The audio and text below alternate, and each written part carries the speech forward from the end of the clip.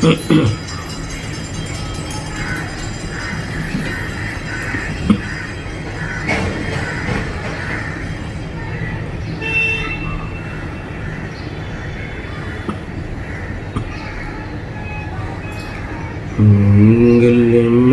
मंगल करम वीतराय विज्ञान नमो ताई जाते भय अरिहंता महान करि मंगल करियो महा ग्रंथ करन को कान जाते मिले समाज सब पावे निज कदरा आत्म रूप अनुपमय अद्भुत याहुमुखे भव सिंधु तरो आत्म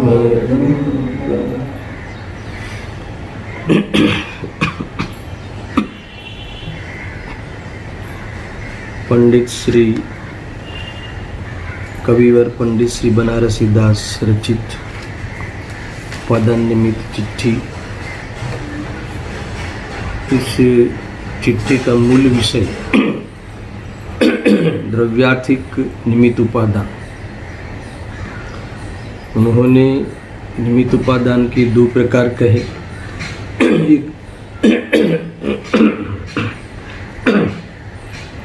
एक पर्यार्थिक निमित्त उपादान और एक द्रव्यार्थिक निमित्त उपादान। पर्यार्थिक निमित्त उपादान दो भिन्न द्रव्यों की वर्तमान पर्याय में घटित होता है, उसमें लागू होता है।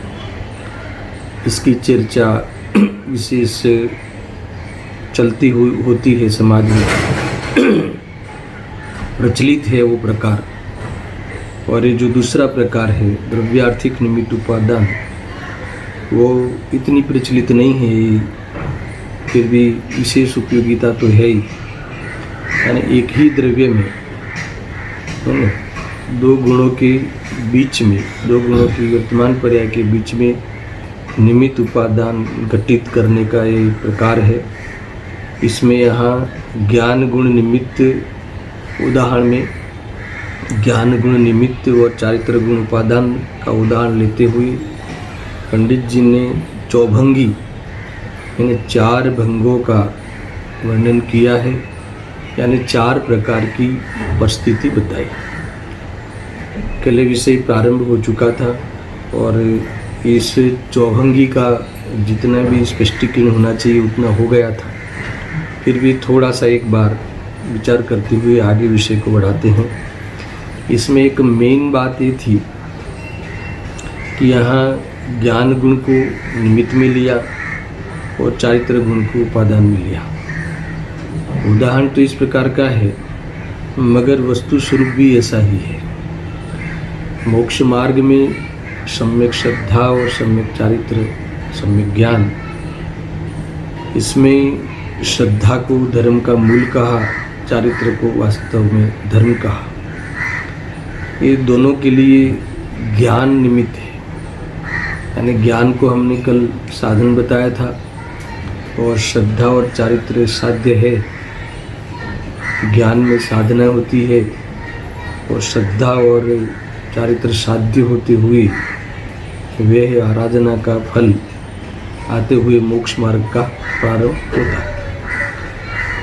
इसीलिए यहाँ ये मेल भी खाता है, ज्ञान को यहाँ निमित्त के उदाहरण में लिया।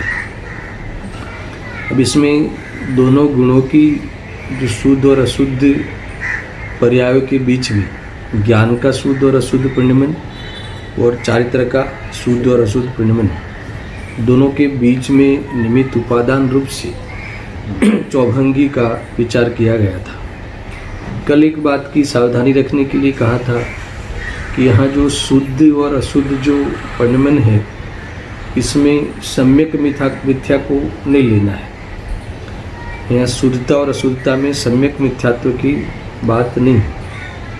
यहाँ सम्यक मिथ्या के बिना जो ज्ञान गुण में भी एक उसकी जो गति है, ज्ञान गुण की जो गति यानी उसका जो पंडमिन है वो जान रूप और अजान रूप दो प्रकार से होता है। इसमें कोई मिथ्यात्व और सम्यक्त्व को नहीं लिया गया है। अपने आप में ज्ञान गुण का ये दो प्रकार से पंडमन है, जान रूप और अजान रूप। जान रूप को शुद्ध पंडमन लेना है, अजान रूप को अशुद्ध पंडमन लेना है। ऐसे ही चारित्र में कोई सम्यक चारित्र मिथ्या चारित्र की बात यहाँ नहीं ली। यहाँ चारित्र में जो शुद्ध और अशुद्ध परिणाम में दो प्रकार घटित किए हैं, एक संकलिश परिणाम और विशुद्ध परिणाम। ठीक है, अब इसमें कैसे दोनों के बीच में चौभंगी बनाई है वो एक बार में आपको याद कराते हुए विषय को आगे बढ़ाता हूँ। ध्यान रखना ये विषय है ना, ये जो चार प्रकार को याद रखना, इसी पे विस्तार होगा। देखो, एक पहला ये है कि जिस समय ज्ञान की अज्ञान रूप गति हो यानी अजान रूप परिणमन हो, और उस समय चारित्र की अगर संकलिश रूप गति हो, संकलिश रूप परिणमन हो, तो ज्ञान को हमने निमित्त में लिया है और चारित्र को हमने उपादान में लिया है। तो ये दोनों परिणमन कौन से हुए दर्शन? अशुद्ध परिणमन। तो यहाँ निमित्त और उपादान दोनों अशुद्ध हुए, निमित्त भी अशुद्ध और उपादान भी अशुद्ध। अब दूसरा प्रकार यही लेते हैं कि मान लो कि कोई समय जैसे ज्ञान तो अजान रूप ही है और उस समय चारित्र में विशुद्धि आई, चारित्र का विशुद्ध परिणमन है, तो कौन सा प्रकार बनेगा? ये निमित्त कौन सा कैसा हो गया? अशुद्ध। उपादान कैसा हो गया? शुद्ध। तो इसमें अशुद्ध निमित्त और शुद्ध उपादान ये दूसरी परिस्थिति हुई। ये परिस्थिति पाई जाती है संसार में अज्ञानी जीवों के चारों प्रकार की परिस्थिति है ना कोई परिस्थिति में वो दिखेगा। अब तीसरा प्रकार, तो कोई समय अब ज्ञान को झाण रूप ले लो, ज्ञान झाण रूप है और चारित्र में संकलिष्टता है, तो ज्ञान का कैसा परिणमन हो गया? शुद्ध परिणमन। झाण रूप है ना, शुद्ध परिणमन, और चारित्र में संकलिष्टता अशुद्ध परिणमन। तो निमित्त कैसा हुआ उस प्रसंग में? शुद्ध, और उपादान अशुद्ध। तो शुद्ध निमित्त और अशुद्ध उपादान एक तीसरी परिस्थिति है। अब चौथी परिस्थिति यहाँ ये सब है अंदर, देख लेना। जान रूप ज्ञान ले लो, यानी निमित्त तो शुद्ध हुआ और उपादान भी शुद्ध, विशुद्ध चारित्र ले लो, चारित्र में भी शुद्धता हो, तो दोनों शुद्ध हो गए। तो एक ऐसी भी परिस्थिति है। इस प्रकार से चार परिस्थिति संसार में अज्ञानी की हो सकती है। अभी अज्ञानी लिखा, देखो गुरुदेव जी ने लिखा है અહીં જે ચાર પ્રકાર કહ્યા તે ચાર પ્રકારે અજ્ઞાની પણ હોઈ શકે છે, અને ચાरों प्रकार अज्ञानी को भी होते हैं। इसका अर्थ हो गया कि जो अंतिम वाली बात आई कि निमित्त भी शुद्ध और उपादान भी शुद्ध, तो इसमें शुद्धता में कोई सम्यक्तता की बात नहीं। शुद्धता में से सम्यक शुद्धता कैसे होगी? अब ये जो शुद्धता है वो उसको फिर क्या नाम दोगी? सच्ची शुद्धता नहीं है ये। सच्ची नहीं का अर्थ क्या दर्शन? ये गर्भित शुद्धता है, अप्रगट शुद्धता है, अव्यक्त शुद्धता है। अगर ये शुद्धता व्यक्त हो जाएगी तब सम्यक शुद्धता कहलाएगी। इसकी बात आगे विस्तार से, ये प्रकरण इसीलिए लिखा गया है। ये जो शुद्धता का प्रकरण है ना, जो चौथा प्रकार मोक्ष मार्ग अनुसारिणी परिस्थिति है, वो वही जीव मोक्ष मार्ग का अनुसरण करता हुआ शुद्धता को व्यक्त करता है, चारित्र में यथाख्यात चारित्र का अंश प्रकट करता है, और सम्यक ज्ञान सद्दान पूर्वक सम्यक ज्ञान की उपलब्धि होती है। ग्रंथि भेद किया तो सम्यक दर्शन हुआ, तो ज्ञान की भी सम्यकता हो गई, और यथाख्यात चारित्र की भी स्वरूपाचरण चारित्र का अंश प्रकट करता हुआ जीव मोक्ष मार्ग में प्रस्थान करता है। वो वाला चौथी परिस्थिति वाला जीव, तीन परिस्थिति वाला जीव में मोक्ष मार्ग साधने का सामर्थ्य नहीं है। तीन परिस्थिति में मोटा मोटा कह रहा हूँ, फिर हम उसमें डीप जाके भी चर्चा करेंगे। पहली जो तीन परिस्थिति जो कही नहीं, वो तीन परिस्थिति वाले जो जीव जो उस परिस्थिति में रह रहा, वो जीव को वो मोक्ष मार्ग नहीं साध सकता उस परिस्थिति में रहते हुए। इसकी चर्चा अब विस्तार से करेंगे एक एक परिस्थिति की, तो ये बात आगे खुलेगी। देखो इसके बाद ये चारों परिस्थिति का वर्णन, चारों परिस्थिति का विश्लेषण है ना, गुरुदेव श्री ने किया है, उनके प्रवचनों में उसकी रजूआत की है, वहीं से हम पढ़ेंगे। और मूल में तो अलग स्टाइल से ली है, मूल में तो वैसे जैसे ज्ञान की शुद्धता अशुद्धता का दो प्रकार है, तो पहले उसकी चर्चा कर लेते हैं, फिर चारित्र की जो शुद्धता अशुद्धता फिर उसकी चर्चा कर लेते हैं। इसके बाद फिर घटित करते हुए मूल जो उनको गर्भित शुद्धता का पकड़ लेना है, उसी पे विस्तार करते हुए मोक्ष मार्ग में कैसे प्रवेश करना, जब ये चारित्र का उपादान और ज्ञान का निमित्तपना पाकर मोक्ष मार्ग में ग्रंथि भेद करते हुए सम्यक्त्व को कैसे जीव लेता है, इसकी चर्चा आगे आई। ये इतनी है चिट्ठी का, जो मैंने अभी विषय बताया ना, यहाँ तक चिट्ठी है, और ये यहाँ मूल विषय तो आ ही गया, मोक्ष मार्ग के लिए है मुख्य से। तो देखो अब चार प्रकार की जो परिस्थिति का वर्णन पढ़ने से पहले गुरुदेव जी ने एक पैराग्राफ और कहा है ना, एक और विशेष थोड़ी चर्चा की है। इसमें जान रूप ज्ञान में क्या लेना, अजान रूप ज्ञान में क्या लेना, और उसमें अपना संकलिष्ट चारित्र में क्या लेना और विशुद्धि में क्या लेना, मूल में भी लिखा है, मूल का भी यहाँ बात कही है। देखो यहाँ पहले मूल वाला पढ़ लेते हैं, फिर गुरुदेव जी ने इस पर विचार किया है वो पढ़ते हैं, और भी विशेष गहराई से हम विचार करेंगे। गुरुदेव जी ने और भी कहीं आगे पीछे कहा हो, सारा यहाँ मैं कोट करूँगा और बाद में विषय को खोलेंगे, बहुत अच्छा लगेगा। देखो ये चार प्रकार की परिस्थिति के बाद एक कथन और लिखा मूल में पंडित जी ने, ये प्रकारे जीवनी अन्य अन्य दशा सदा काल अनादि कीजिए, यानी अनादि से एक परिस्थिति में जीव पाया जाता है। अब आगे कहते हैं उसका विवेचन, जान रूप एक ज्ञानी शुद्धता क्या है, थोड़ा सा खुलासा करता है। मैं तो जान रूप में शुद्धता में क्या लेना वो भी बताने वाला हूँ। यहाँ थोड़ा विश्लेषण किया है, जान रूप एक ज्ञानी शुद्धता कहवाए, विशुद्ध रूप एक चारित्रनी शुद्धता कहवाए, अज्ञान रूप अजान रूप एक ज्ञानी अशुद्धता कहवाए, तथा संक्लेश रूप एक चारित्रनी अशुद्धता कहवाए। इतना मूल में कथन किया है, मूल चिट्ठी में। पहले मूल पढ़ना चाहिए कि मूल में क्या लिखा। अब इसका विश्लेषण में मैं बताता हूँ। पहले उठाते हैं अजान रूप ज्ञान। देखो सारे भेद में घटित करूँगा। अजान रूप ज्ञान के 3 लेवल होते हैं। मैंने कल अंतिम में ये बात छेड़ दी थी, शायद आपको याद नहीं भी हो या हो, मैं फिर से उसका खुलासा करते हुए इसमें अपन प्रवेश करते हैं। याद हो तो बताओ। अजान रूप ज्ञान, अजान रूप ज्ञान में जो कैटेगरी बनेगी, 3 प्रकार की कैटेगरी, 3 प्रकार के स्तर बनेंगे। किसको किसको हम अजान रूप ज्ञान में शामिल करेंगे? तो अजान रूप ज्ञान में तो सबसे पहले यहाँ जो लिया है मूल प्रकार निगोद के जीव का, तो अक्षर के अनंतवा भाग वाला ज्ञान, अक्षर के अनंतवा भाग वाला ज्ञान की उस ज्ञान में अपने को पहचानने की ताकत नहीं है ना, आत्मा के हित करने की, वेद ज्ञान करने का सामर्थ्य नहीं है। निगोद यानी एक इंद्रिय से लेके कहाँ तक जाना है, असंज्ञित पंचेंद्रिय तक के सारे जीव इसमें शामिल हो सकते हैं। समझ में आए? समझना पहले क्या है कि ऐसा ज्ञान की इतनी हीनता हो जाती है एक इंद्रिय जीव को कि जो अपने को नहीं पहचान पाता। अरे वो निगोद के जीव को तो देखो, पेड़ आदि के जीव को तो कोई जानता भी है ना। अभी जगदीश चंद्र बोस ने अभी सिद्ध किया कि इसमें जीव ही है, मगर जो निगोद के जीव है, जो अभी मानने लगे सब बैक्टीरिया आदि को जो है ना, मेरे निगोद का जीव जो साधारण वनस्पति जो सूक्ष्म जीव है वो केंद्रीय का, कि जो आलू के एक कण में है ना, इसमें इतने भेद किए हैं, इसमें इतने फूल भी, इतने घर, ये सब, और इसमें अनंत जीव रहते हैं।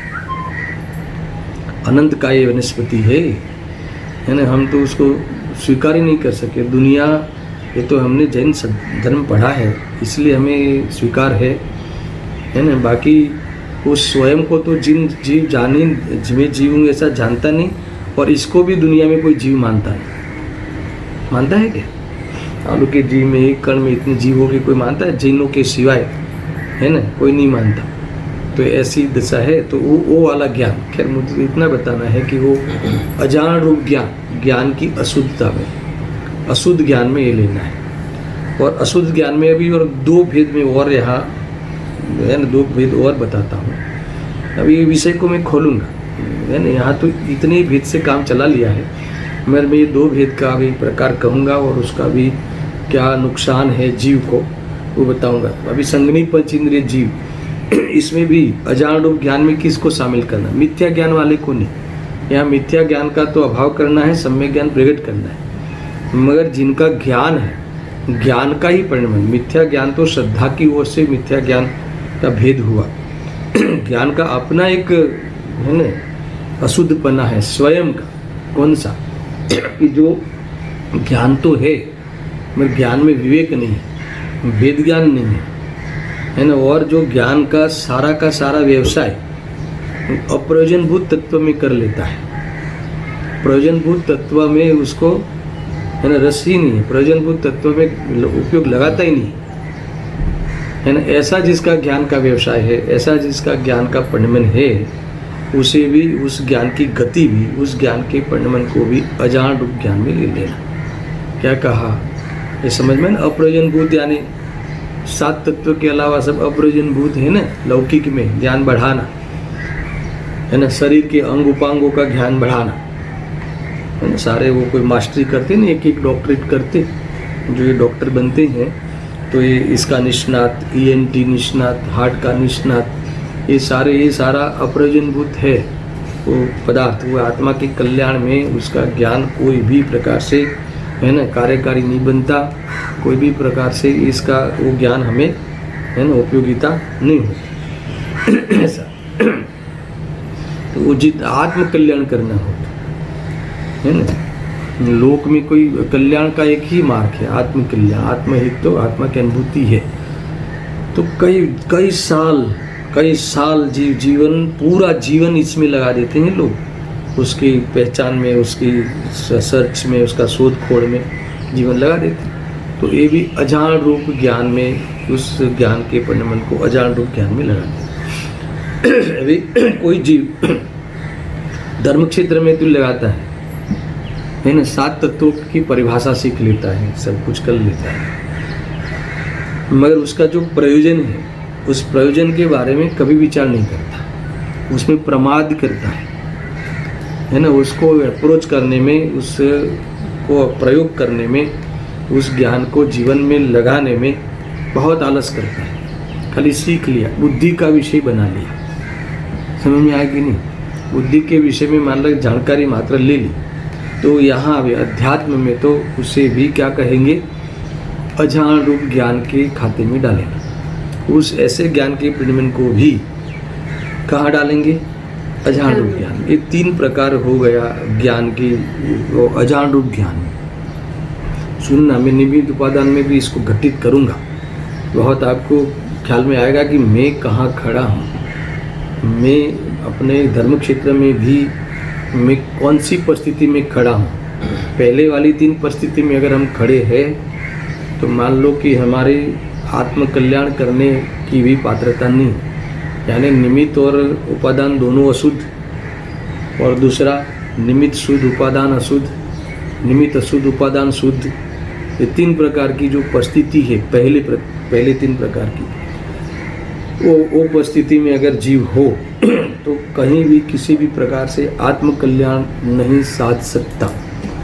तो ये सारे भेद करके मैं बताऊंगा कि ये भेद में खड़ा हो, ऐसी परिस्थिति में कोई जीव खड़ा हो तो ये 3 वाली परिस्थिति में वो जाएगा।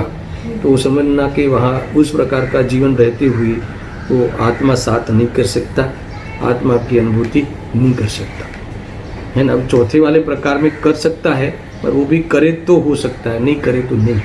हर चीज़ में स्वतंत्रता बताने वाले हैं, इसीलिए इस विषय को बहुत उपयोग लगा के सुनना। अभी ज्ञान, जान रूप ज्ञान का शुद्ध परिणमन में यहाँ सम्यक परिणमन की बात नहीं है। बार बार मैं आपको हर चीज़ को याद कराता हूँ। तो जान रूप ज्ञान में हम क्या लेंगे? तो जान रूप ज्ञान में भी 3 प्रकार पढ़ सकते हैं, है ना। यहाँ तो तत्व की जो यहाँ लिया है, तत्व विचार की जो शक्ति खिली है उसी को ही लिया है यहाँ पे जान रूप ज्ञान। मगर मैं इसमें भी कुछ सूक्ष्म भेद करना चाहता हूँ। देखो, एक तो जान रूप ज्ञान में वो वाला प्रकरण आएगा, कौन सा, कि जो सामान्य ज्ञान यानी जानन, एक इंद्रिय से लेके केवल ज्ञान उपयोग तक सब जीवों के जानन जो ज्ञान सामान्य रूप जो स्वभाव हमेशा खुला हुआ रहता है कि जिसमें कभी आवरण नहीं हो, उसे भी जो स्वाभाविक पर्याय है उपयोग की, जानने की, देखने की, जो उपयोग की जो है ना स्वाभाविक पर्याय बहुत ली ना हमने, उस लक्षण को आधार बना के फिर भेद ज्ञान किया, वो वाली बात आगे बहुत ली।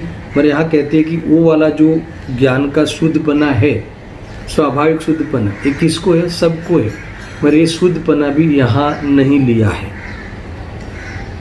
क्या कहा, यहाँ जान रूप ज्ञान में उस शुद्धता का भेद को यहाँ नहीं लिया है।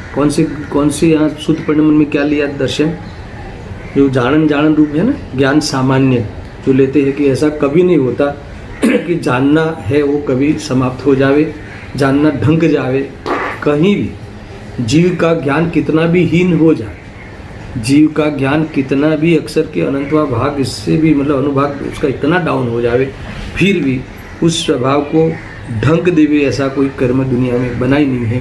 तो वो ज्ञान का शुद्ध परिणमन, स्वाभाविक परिणमन है ना, शुद्ध पर्याय कहते हैं ज्ञान की। पर वो शुद्ध पर्याय में वह ताकत नहीं है, क्या मुक्ति के मार्ग को साधने की ताकत नहीं है। हाँ, उस उपयोग को लक्षण जो है उसका आधार लेके भेद ज्ञान करे संगी पंचेंद्र जी, वो बात अलग है, समझ में आया ना। मगर वो ज्ञान होते हुए भी कोई मोक्ष मार्ग साध लेगा उससे, उस अंश से, ऐसा होता नहीं। फिर भी मैंने आपको ये भाव बता दिया कि एक ज्ञान चेतना का ये भी एक अंश है, कहला है। अब दूसरा एक जान रूप ज्ञान ये है कि ये जो जान रूप ज्ञान, जो ये जान रूप ज्ञान, ज्ञान के शुद्ध गति, ज्ञान की ऐसी गति शुद्ध परिणमन में ये सब शामिल होंगे। मगर यहाँ ये विषय नहीं लेने वाला है पहले वाला, पर अब दूसरे वाला और दूसरा और तीसरा वाला लेने वाला हूँ मैं, यहाँ घटित करूँगा। दूसरा वाला कौन सा भेद है कि जो धारणा ज्ञान, जिसका ज्ञान स्पष्ट है, समझ में आया ना, वो प्रयोजन तरफ विचार नहीं करता है, नहीं, इसको तो प्रयोजन भी स्पष्ट है, प्रयोजन का विचार भी करता है, यानी उसका ज्ञान, धारणा ज्ञान स्पष्ट है।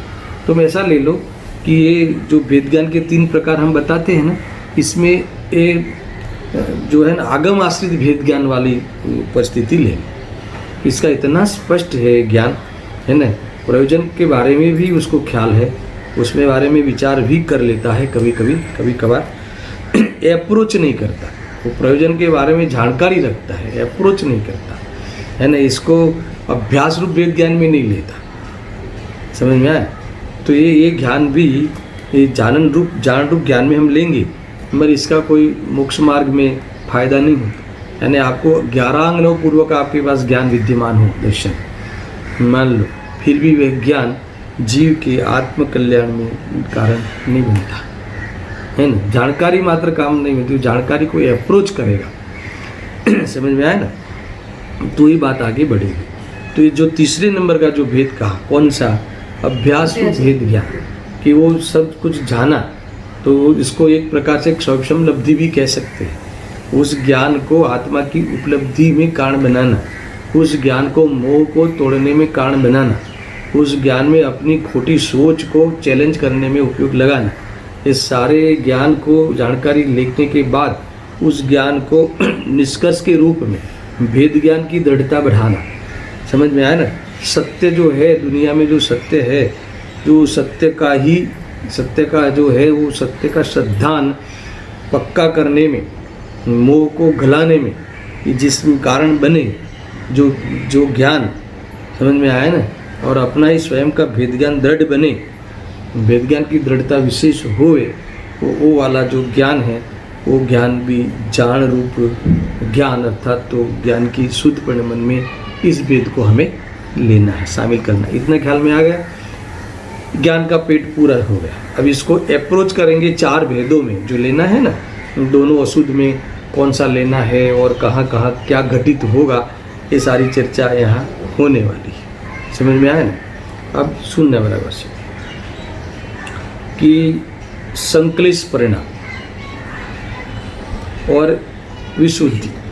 तो संक्लेश परिणाम में तो तुम्हें जो पाप रूप है, जो भोगों में ही आनंद मानता है, सारा जीवन 5 इंद्रिय के विषयों में लगा देना है ना, 5 इंद्रिय के भोगों में ही जीवन बिताना, वही भावों में ही अपना कल्याण समझना, वही भावों में ही अपना हित समझना, समझ में आया ना। उस प्रकार से इसमें एकत्व पूर्वक उस भाव में वर्तना, सुख बुद्धि पूर्वक ही 5 इंद्रिय के विषय भोगों में जीवन लगा देना, उसके लिए ही जीवन बिताना है ना, उसी को ही सुख का कारण मानना है ना। इस प्रकार से सुख का कारण मानते हुए प्रवर्तना, राग करना, उपादेय बुद्धि पूर्वक का 5 इंद्रियों के जो भाव है, पाप रूप भाव है, हिंसा, झूठ, चोरी, खुशी, रौद्र ध्यान और आर्त ध्यान। किसी की हिंसा करके भी खुशी मिलती हो, झूठ बोल के खुशी मानना, ऐसा है ना। जैसे चोरी करके फिर अपने को महान मानना, उसमें चोरी करके अपने को सफल मानना कि नहीं मैंने चोरी करी, मैंने इस पर सारी मायाचारी आदि में इसमें ये सारे कौन से संक्लेश, इसमें इतनी संक्लिष्टता रहती है जी, इसमें बहुत आर्त रौद्र ध्यान रूप परिणमन करता है वो संक्लिष्ट परिणाम हो गया। अब विशुद्ध परिणाम, विशुद्ध चारित्र। विशुद्ध चारित्र के भी कई भेद हैं, मगर यहाँ कौन सा लेना वो मैं बता देता हूँ।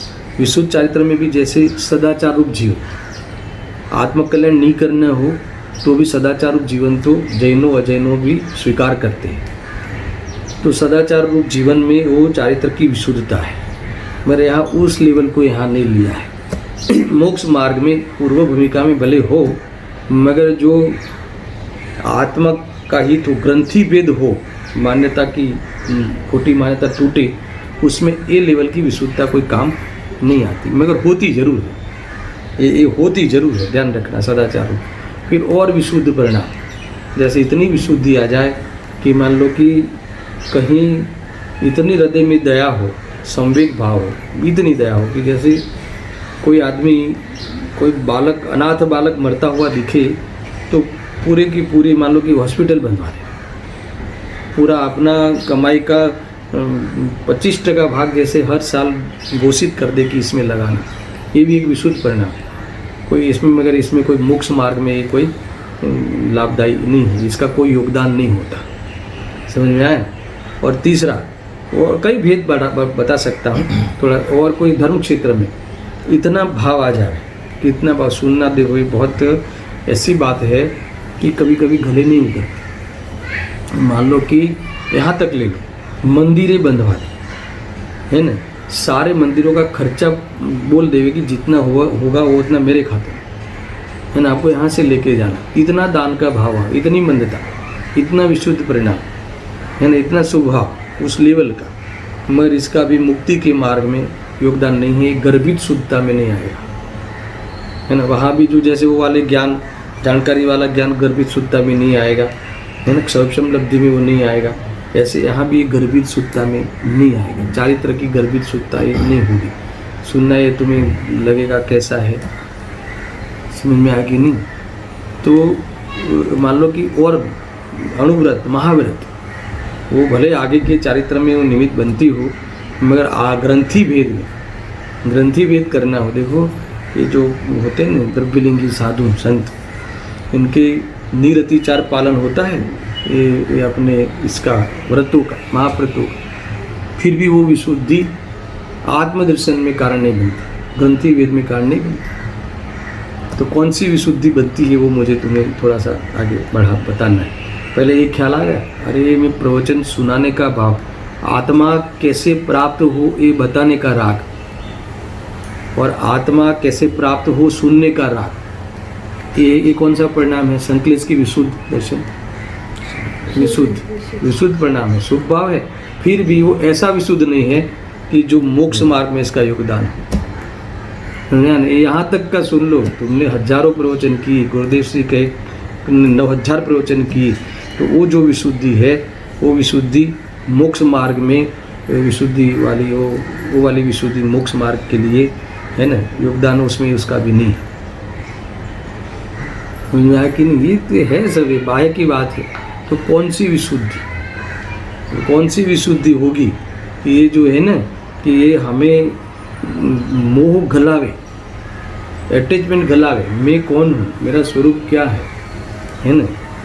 હું કોણ છું, ક્યાંથી થયો, શું સ્વરૂપ છે મારું ખરું, ये जानने का राग, ये समझने का राग, या अथवा तो ये समझ इसी के प्रति पूरा है ना उपयोग को लगाना, सुन ख्याल में आया ना, और इसी में ही इसका ही विकल्प रहना, और यही इसी में ही राग, इसमें इसी का ही विकल्प शुद्धने के विषय वस्तु को इस प्रकार से जाने और उस विकल्प को इस प्रकार से वो विकल्प भी समझ लो, वो विकल्प भी बोझा लगने रूप जो विशुद्धि है ना, वो विकल्प भी बोझा लगे, ऐसी जो विशुद्धि है वो विशुद्धि वास्तव में आत्म कल्याण में निमित्त बनती है, वही गर्भित शुद्धता है ना। उस विकल्प में भी नहीं है कि आगे तो बहुत आए, समझे? यानी एक प्रकार से जो ये कहा ना, ज्ञान में दृढ़ता और इसमें वितरागता का पोषण, वेद ज्ञान में वेद ज्ञान की दृढ़ता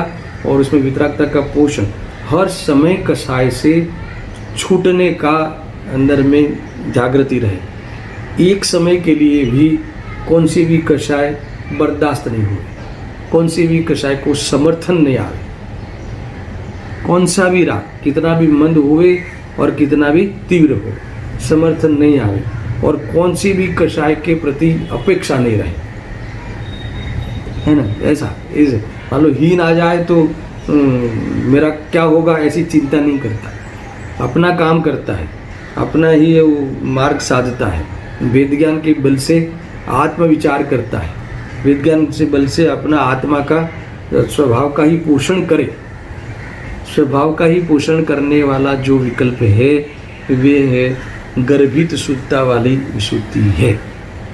समझ में आया सर? ये इतनी बातें तुम याद रखना। ये विशुद्धि और संकलेश में क्या क्या मैटर आ सकती है ना, चारित्र की शुद्धता में और चारित्र की अशुद्धता में क्या क्या बातें आएगी, ज्ञान की शुद्धता में और अशुद्धता में क्या क्या बातें आएगी, वो सारी मैंने विशेष विशेष कह के कहती। सुनना, बहुत विचार कर सकते हो इसमें, बहुत कुछ बातें हैं। ये मैंने थोड़ी सी स्थापना कर दी, क्योंकि पंडित जी ने इतना लिया है कि ज्ञान की शुद्धता में जान रूप ज्ञान और अशुद्धता में अजान रूप ज्ञान, मगर जान रूप में क्या लेना है, अजान रूप में क्या लेना है, ये गुरुदेव श्री के प्रवचनों में उसमें कहीं ना कहीं छांट मिलती है। वहीं से मैंने पढ़कर इसको कलेक्ट किया एक जगह पे और आपके सामने ये बातें मैंने रखी। समझ में आया? अब ये मुझे इस प्रकार की सही बात रखने की आपके सामने राग आया, तो वो विशुद्धि जो हुई ना, वो संकलेश परिणाम है कि विशुद्ध है, विशुद्ध परिणाम। और वो विशुद्धि इस चैप्टर में जो विशुद्धि कही है उसमें वो शामिल है कि नहीं है, बोलो दर्शन, उसमें वो विशुद्धि शामिल हो कि नहीं है, आएगी कि नहीं आएगी? नहीं आएगी। मान लो कि मैं पूरे ग्रंथ से सारी बातें, प्रयोजनभूत बातें है ना, अपने को समझने के लिए के उद्देश्य से भी मैं रखने का, आपके सामने रखने का जो विकल्प राग आया वो विशुद्ध परिणाम है, पर वो विशुद्ध परिणाम भी गर्भित शुद्धता वाला विशुद्ध परिणाम नहीं है। तो कौन सा है? इसी पे अपेक्षा नहीं रहे, इसमें उपेक्षा भाव रहे, इस परिणाम में भी हमें उपेक्षा भाव रहे, इतनी कषाय भी हमें बोझा लगे, बोझा लगने रूप जो विकल्प है, समझ में आया ना, गर्भित शुद्धता इसे कहते हैं। आगे तो बहुत चर्चा आई थी इसकी, है ना।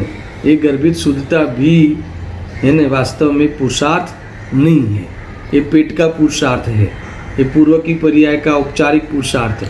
और सच्चा पुरुषार्थ तो उस रूप परिणमित हो जाना, ग्रंथि भेद होते हुए, समझ में आया ना, उस कषाय में उपादेय बुद्धि छूट जाए, स्वभाव में उपादेय बुद्धि हो जाए, है ना, कषाय में हे बुद्धि हो जाए, उस रूप मान्यता हो जाए, शुद्धोपयोग करते हुए मान्यता को प्रूव कर ले। बहुत आगे तो आया था, तब जाके ये शुद्धता व्यक्त होगी, है ना। गर्भित शुद्धता ग्रंथि भेद होने के बाद ही व्यक्त होगी, यानी वहाँ श्रद्धा उनका आधार आएगा।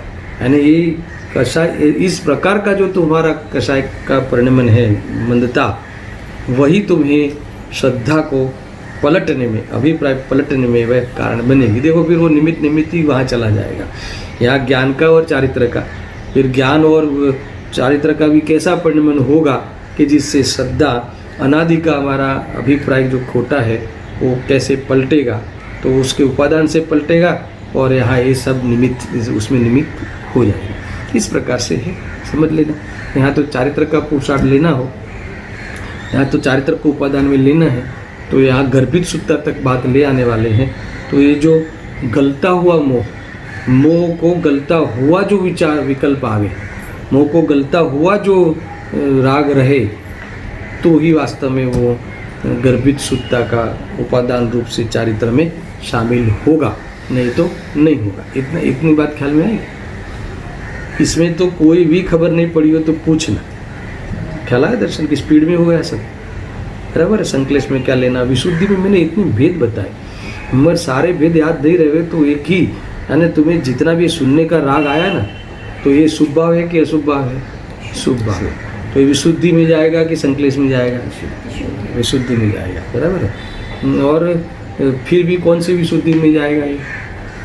ये विशुद्धि यहाँ जो कही है ना, उपादान रूप जो चारित्र कहा है, गर्भित सुत्ता वाली जो चौथे प्रकार की विशुद्धि कही है, इसमें जाएगा कि नहीं जाएगा?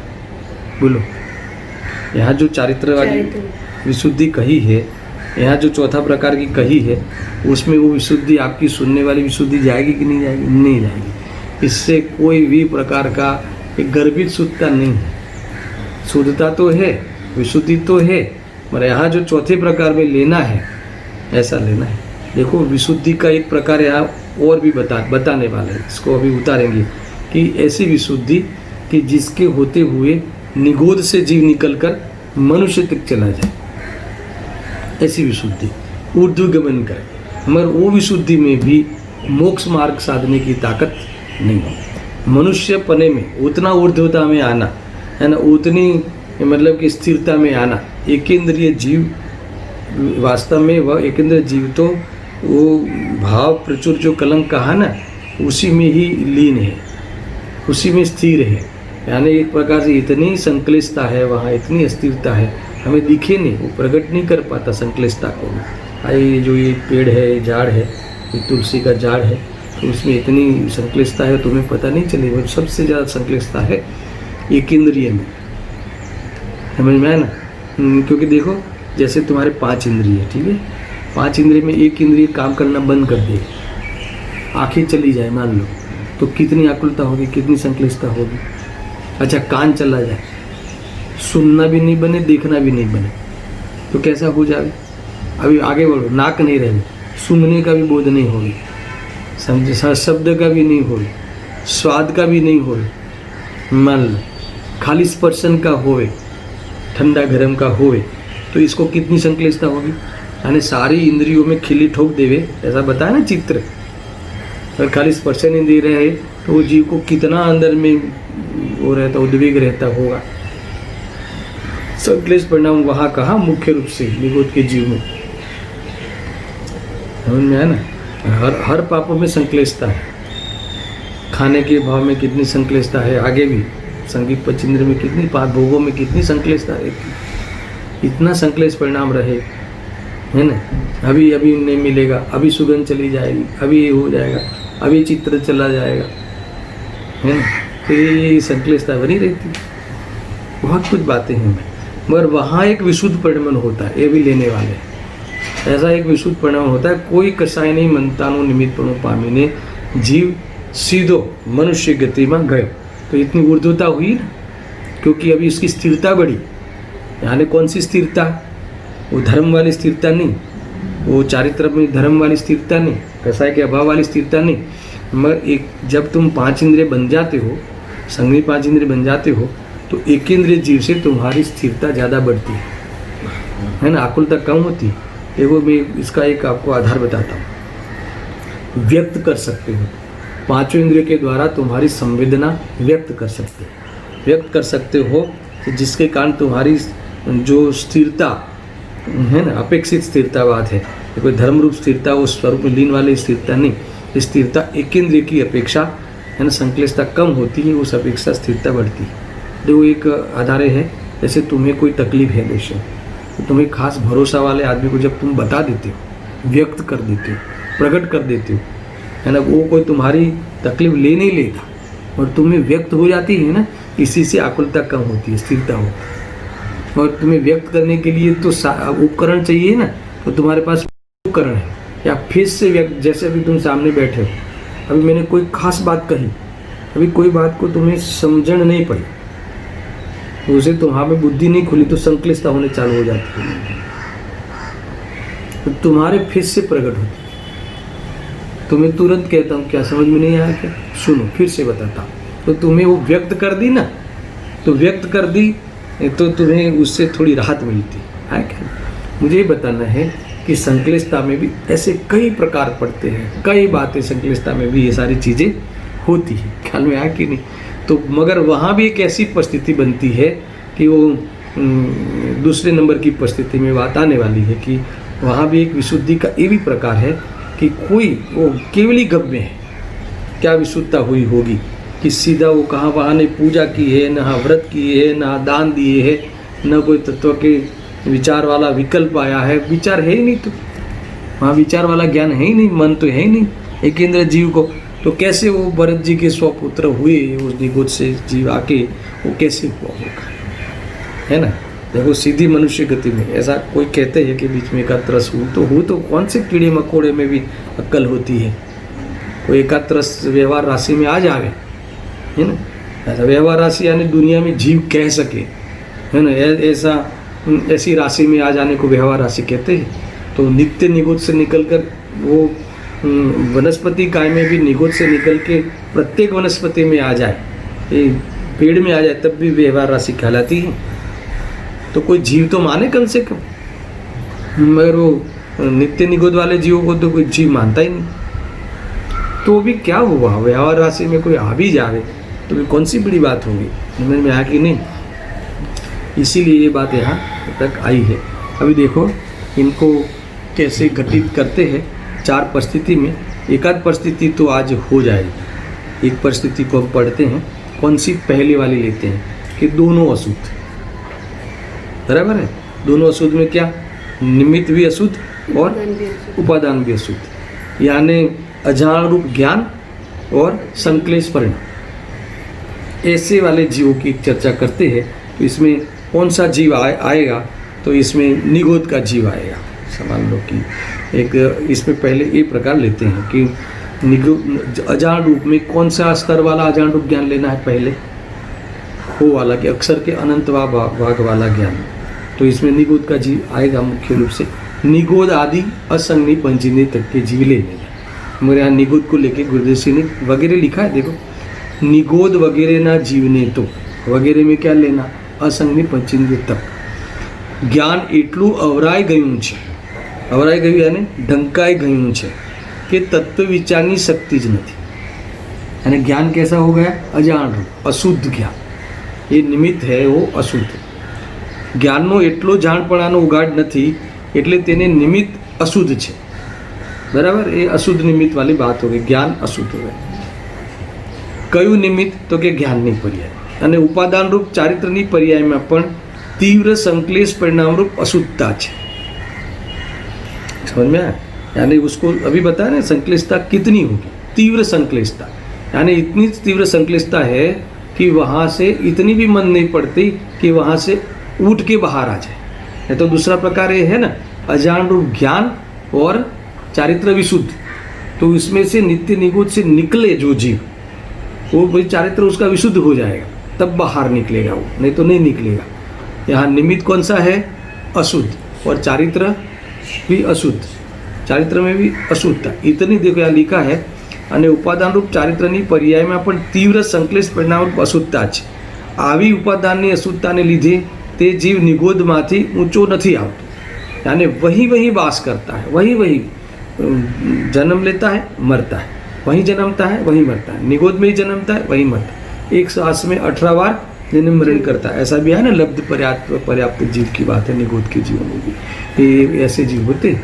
ये वो कैसा होगा, एक यानी देखो इतना ज्ञान इतलू बिड़ाई गયું છે, ज्ञान इतना दब गया है ना कि वहाँ विचार शक्ति तो है ही नहीं, सुनना, मगर वो इतनी भी सेंस नहीं है कि कोई उसको काटे तोड़े फोड़े तो बचने के लिए है न कहाँ भाग जावे, बचने का प्रयास कर सके, ऐसा भी उसे सेंस नहीं है। समझ में मैं क्या बात कर रहा हूँ? कितना ज्ञान, देखो कैसी आकुलता होती होगी, है ना। एक इधर झाड़ को तोड़ो फोड़ो, आलू को कोई तलो, आलू को तलते हैं ना, वो कतरी बनाते, वेफर बनाते, वो तलते हैं, तो उसमें उस जीवों को उतनी भी सेंस नहीं है कि वो बचने के लिए कोई प्रयास करे। ये इतना भी ज्ञान नहीं है। और संश्लेष परिणाम इतना है कि जैसे कर्म फल चेतना समझ लो, कर्म चेतना का भी वहाँ तुम इनकार कर दो तो भी चलेगा, अकेली कर्म फल चेतना दुखी भोगना है।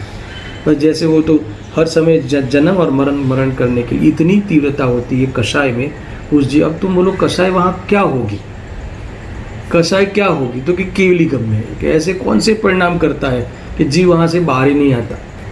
ऐसे कई जीव है दर्शन कि वो कभी बाहर आने वाले नहीं। समझना, ज्ञान कौन सा है?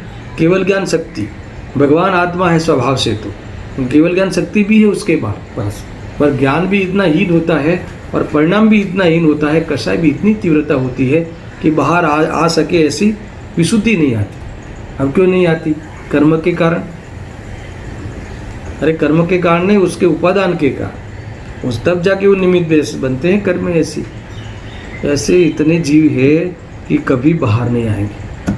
एक इंद्रिय में से व्यवहार पेड़ तक नहीं आएंगे, प्रत्येक तक नहीं आएंगे।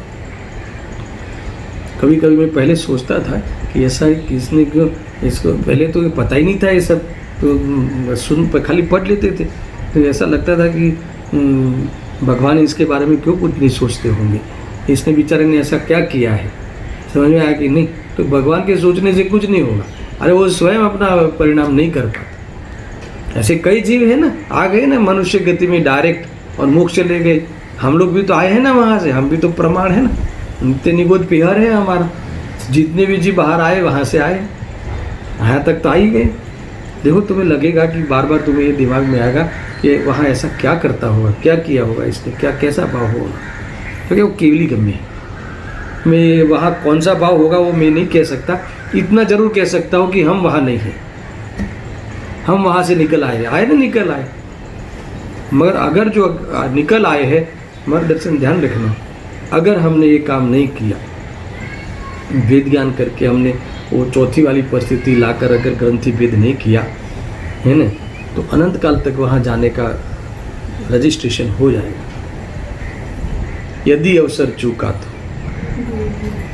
यदि अवसर चूका तो भव भव पछताएगा, काल अनंत रे दुख का घन छाएगा। दुख का घन पता चला, ये तोड़े फोड़े तो भी बचने का भाव, बचने का सेंस नहीं। ऐसा अभी तो तुम कुछ भले धर्म नहीं कर रहे हो, फिर भी बचने का तो कहीं ना कहीं, वो धूप लगे तो छाँव में चले जाओ, ठंडी लगे तो गर्म कपड़े पहन लो, है ना। कोई ये कोरोना से बचने के लिए प्रिकॉशंस ले लो। मैं वहाँ तो कुछ नहीं। मेरे यहाँ कहते हैं कि यहाँ भी तुमने ज्ञान इसमें लगाया है तो ये अवसर चला जाएगा। विज्ञान में लगाना, आत्मा मरतो ज नहीं चलायो। और मरने का जो क्रम, मरने की जो बात है व्यवहार से, वो भी निश्चित है। समझ में आया ना? कितनी बात कही पहले, तो आत्मा मरता ही नहीं, वो ठान लो अनादि अनंत है। और जो मरता है वो वाली बात भी जो आती है व्यवहार से, उसमें भी वो आयु कर्म ब्रह्मा निश्चित है। इसलिए भी उसकी चिंता करते हुए, है ना, आत्मा को संक्लिष्टता को प्राप्त नहीं कराओ। जब वो निश्चित है और हमें पता नहीं है निश्चित होते हुए भी, तो हम ऐसा मान के चले कि अब दूसरी क्षण में मैं नहीं रहने वाला। ऐसा बोल्ड बन के तुम जीवन जियो, मैं नहीं रहने वाला, शरीर में नहीं रहने वाला, मगर अनादि अनंत में रहने वाला हूँ। इसका आधार लो और पर्याय ध्रुवता को बराबर यथार्थ समझो और चिंता छोड़ दो और आनंद में रहो और विज्ञान करो कि जिससे ऐसे जन्म मरण नहीं हो। कई बातें हैं, अभी मैंने तो ये सिर्फ पढ़ा है, कल इसका भी विशेष खुलासा होगा। इसमें लिखा एक संस्कृत शब्द है, भाव कलंक सुपौरा निगोय वासम नमुचंदी। क्या कहते हैं? એટલે કે પોતાના ભાવ કલંકની પ્રચુરતાને લીધે તે જીવો નિગોદ વાસને છોડતા જ નથી। ભાવ કલંક પ્રચુરતા यानी निमित्त कौन सा? अशुद्ध और उपादान भी अशुद्ध। यानी इतनी कसाई की तीव्रता होती है कि वहाँ बाहर आने का की विशुद्धि भी वहाँ नहीं होती, है ना। इस प्रकार से जीवोने उपादान अशुद्ध છે અને નિમિત્ત પણ અશુદ્ધ છે, ચારિત્ર અને જ્ઞાન બંને अशुद्ध છે, बात हुई। अब दूसरी परिस्थिति में कौन सी बात आएगी? ज्ञान अशुद्ध और चारित्र विशुद्ध। इसमें में कई भेद जो मैंने किए हैं ना, उसको भी यहाँ घटित करेंगे। पहले वाले में तो निगोद वाला ही घटित होगा और घटित करने की कोई मतलब भी नहीं। और दूसरे वाले में ज्ञान जैसे अशुद्ध हो तो अशुद्ध में भी ये तीनों प्रकार ले लेंगे, ये अक्षर के अनंतवा वाला भी और वो जानकारी में भी जो है फिर भी अप्रयोजनभूत बातों में रुकता है, और चारित्र में विशुद्धता हो तो भी कोई कार्यकारी नहीं है, है ना। कोई कहे कि नहीं हमारी तो हमें तो भाई तब त्याग व्रत आदि करना है, ज्ञान व्यान क्या करना, नहीं समझ में आवे तो कुछ नहीं। तो अजान रूप ज्ञान हो और विशुद्धि हो तो भी वो मोक्ष मार्ग को नहीं साध सकता। वो वाली बात भी कल विस्तार से आएगी। सहजानंदी शुद्ध स्वरूपी अविनाशी आत्मस्वरूप सहजानंदी शुद्ध स्वरूपी अविनाशी आत्मस्वरूप सहजानंदी शुद्ध स्वरूपी अविनाशी आत्मस्वरूप।